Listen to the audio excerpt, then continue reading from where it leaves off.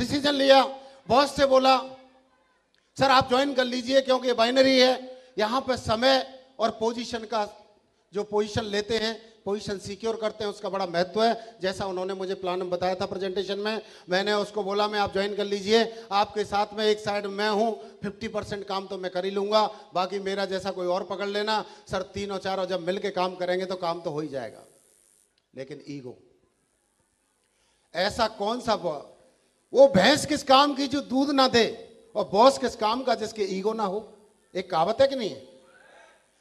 भैंस दूध की वजह से ही जंगल से पकड़ के लाई जाती थी तो आज पालतू बन गई, और बॉस भी ईगो के चलते एक 6x8 की जेल में हमेशा के लिए बंद हो गए। ऑफिस का साइज क्या होता है? 10x10 का, 10x10 का। तो वो कभी उनको जिंदगी में पैरोल या जमानत नहीं मिलती। लास्ट में देखा जाता है कि अब ये किसी काम के नहीं है तो बाहर उठा के फेंक दिया जाता है। मैंने बॉस को समझाया, बॉस ने बोला नहीं, एक दिन में या एक रात में कोई फर्क नहीं पड़ता है। आज वो एक दिन और एक रात का फर्क जानना चाहते हो? 15 करोड़ रुपए। Thank you. वो जब जब मुझसे मिले या मिलते हैं वो एक ही बात बोलते हैं, ओम प्रकाश वो मेरी जिंदगी की काली रात थी जो मैं डिसीजन नहीं ले पाया। मैंने कही बॉस भैया तेरी होगी काली, वो तो मेरी सुहाग रात थी जो जिंदगी बदल गई। सुबह का वेट कर रहा था, ऑफिस में गया, नया नया था, पोस्टिंग आया था, 2-4-6 लोग स्टाफ के थे। मुझे तो ऐसा लग रहा था कब मैं 36 लाख के नजदीक पहुंचूं। जैसे ही टी ब्रेक हुआ उसमें टाइपिंग क्लर्क तो था ही, सरकारी टाइपिंग पेपर था, पेन था, और उन सबको 6-7 को ही मैंने ब्रेक में 5 मिनट में प्लान दिखा दिया गोला काट के, और उनसे पूछा भैया कैसा लगा? तो बड़े मुस्कुरा के सीरियस होके और धीरे से पूछे क्या कैसा लगा,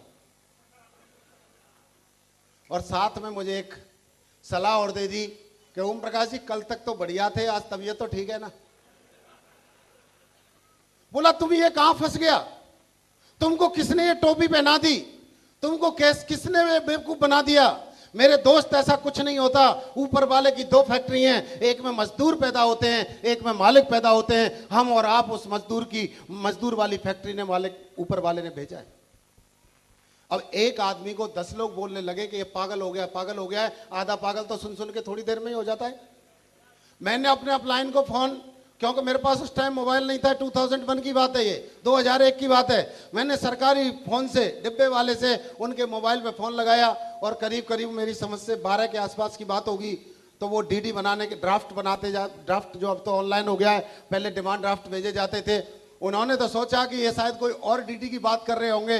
मैंने धीरे से पूछा सर मेरा ड्राफ्ट बन गया क्या? तो उन्होंने बोला यार काम थोड़ा ज्यादा था, कुछ डॉक्यूमेंटेशन करना था, मैं जस्ट अभी बैंक जा रहा हूं। मैंने बोला थैंक्स गॉड।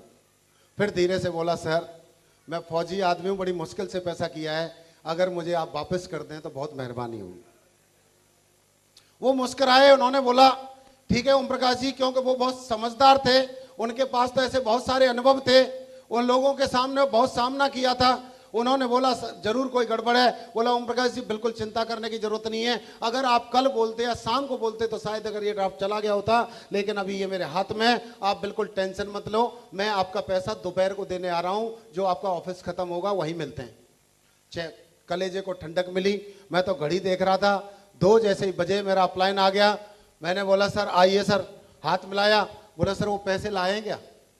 तो बड़ी मुस्कुरा के बोले ओम प्रकाश जी मैं अपने कारोबार में बिजी हो जाऊंगा, तुम अपने जॉब में बिजी हो जाओगे, आज ये मौका है हम एक कप साथ में चाय पिए, और चलो घर चल के 1 कप चाय पियेंगे, क्योंकि ऑफिस के पास ही मेरा ऑफिस, सरकारी क्वार्टर सबको पता है नजदीकी होते हैं। वहां गए, चाय बन रही थी, जब तक एक छोटी सी किताब मुझे दी। बोला ठीक है चाय बन रही है, जब तक एक इसमें पहले पेज पे एक स्टोरी है, उसको थोड़ा सा देखो कैसा लगती है आपको पढ़ के। उस किताब की उस स्टोरी को दोस्त जब मैंने पढ़ा, शुरुआत में तो मैंने अनमने मन से लिया, लेकिन जिस समय उस स्टोरी को पढ़ा उसका सार मेरी समझ में आया तो मेरे रोंगटे खड़े हो गए, पैरों के नीचे से जमीन खिसक गई, और अपने ऊपर मुझे दया आने लगी और शर्म भी आने लगी। क्योंकि मैंने सुना था जिंदगी में ऊपर वाला हर किसी को अपॉर्चुनिटी देता है, बुद्धिमान वो होते हैं जो पकड़ लेता है, मूर्ख वो होते हैं जो छूटने के बाद जिंदगी भर उसके पीछे भागता है, लेकिन हाथ नहीं आती है। उस स्टोरी ने मेरी जिंदगी बदल दी। क्या वो स्टोरी आप सुनना चाहते हो?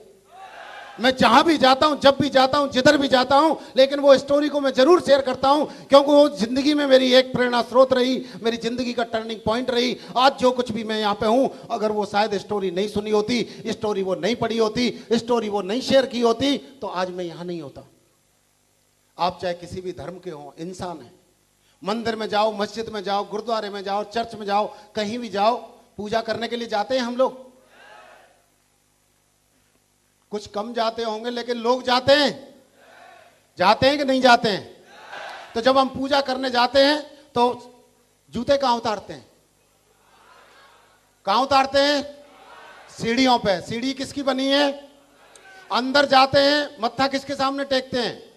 पूजा किसकी करते हैं? प्रसाद किसको चढ़ाते हैं? घी का दीपक किसको चढ़ाते हैं? फूल माला किसको चढ़ाते हैं? मूर्ति का। और मूर्ति किसकी बनी है? पत्थर की। देखिए तकदीर का खेल। एक सीढ़ी जो पत्थर की बनी है, जो भी व्यक्ति, चाहे बच्चा आ रहा है, चाहे महिला आ रही है, पुरुष आ रहा है, जवान आ रहा है, बुजुर्ग आ रहा है, जो भी आ रहा है, वो सीढ़ी वाले पत्थर को जूते देके जा रहा है। और वही इंसान अंदर उसी पत्थर की मूर्ति को वो फूल माला देके जा रहा है, वो भजन कीर्तन देके जा रहा है, वो सलाम देके जा रहा है, वो मन्नत मांग के जा रहा है। दोनों की फर्क देखिए। ये देखते देखते मूर्ति वाले पत्थर को देख के सीढ़ी वाले पत्थर ने बोला, वाह मेरे दोस्त, तुमने क्या किस्मत पाई है। हम एक ही पहाड़ी से आए थे, एक ही गाड़ी से आए थे, तुमको मूर्ति का मौका मिला। आज लोग तुम्हारे आगे नतमस्तक होते हैं। मैं सीढ़ी में लग गया हूं, मैं जान नहीं, पहचान नहीं, कोई दोस्त नहीं, फिर भी लोग मुझे जूते देके जाते हैं। मूर्ति वाले पत्थर ने मुस्कुरा के बोला, मेरे दोस्त तुम सही कह रहे हो। तुम्हारी ये भी बात सही है कि हम एक ही गाड़ी और एक ही पहाड़ी से आए थे, लेकिन यहां से आगे का शायद तुम भूल रहे हो। तुम्हें पहले मौका मिला था। जिस शिल्पकार ने, जिस कारीगर ने, जिस मिस्त्री ने जो मुझे मूर्ति के रूप में मुझे बनाया, पहले नंबर तेरा आया था। उसने एक चोट मारी, तुम सह नहीं पाए। एक हथौड़े की चोट तुम सह नहीं पाए, तुम टिक नहीं पाए। तुमने जो है तुमने जो दिग्भ्रमित हो गए, तुम में धैर्य नहीं रहा, इसलिए तुम टिक नहीं पाए। और वो जिस कारीगर की एक चोट नहीं सह पाए, उसी कारीगर की 6 महीना लगातार वही हथौड़ा, वही छेनी, वो काटता रहा, मैं कटता रहा। वो मारता रहा, मैं मरता रहा। वो देता रहा, मैं सहता रहा। वो ठोकता रहा, मैं डटा रहा। इसलिए मेरे दोस्त, तू उसकी चोट नहीं सह पाए, इसलिए तू लोगों को सहेगा, जिंदगी भर उनके जूते सहेगा। और मैंने एक इंसान को 6 महीना जेल लिया, और इंसान की आगे आने वाली पीढ़ियां मुझको झेलेंगी। मेरे दोस्तों, जब ये स्टोरी का सार जब मेरी समझ में आया, मैंने वही अप्लायंस से जिससे पैसे मांगे थे, मैंने वही अप्लायंस जिसको मजबूर किया था आने के लिए, मैंने वही अप्लायंस जिसको घर तक भी नहीं मौका दिया, ऑफिस में ही पैसे मांग लिए थे। इसके बाद मैं उनसे नजरें नहीं मिला पा रहा था, अपने जमीर को जवाब नहीं दे पा रहा था, अपने सपनों को चकनाचूर होते देख पा रहा था कि काश अगर ये अप्लायंस ना होते, ये मेरे को स्टोरी नहीं सुनाते, तो मैं अपने पैसे वापस ले जाता।